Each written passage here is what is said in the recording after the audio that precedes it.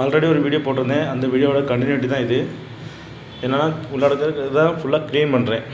அதிகமான அந்த என்னென்னா சுற்றி மரம், தென்னை மரத்தில் உள்ள ஓலை, பாலை, மட்டை எல்லாம் உள்ளே விழுந்து கிடக்கு.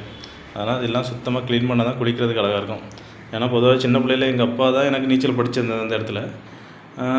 உள்ளே கிணத்துக்குள்ளே தூக்கிட்டு இறக்கி என்ன நீச்சல் படித்து கொடுப்பாங்க. அப்போ என்ன சொல்லுவாங்கன்னா, உள்ளே ஏதாவது சின்ன சின்ன வேஸ்ட்டு எல்லாம் கிடக்கிறதெல்லாம் வெளியே எடுத்து போட்டுறணும், எதுவுமே கிணத்துக்குள்ளே போடக்கூடாதுன்னு அவங்க தான் சொல்லியிருக்காங்க.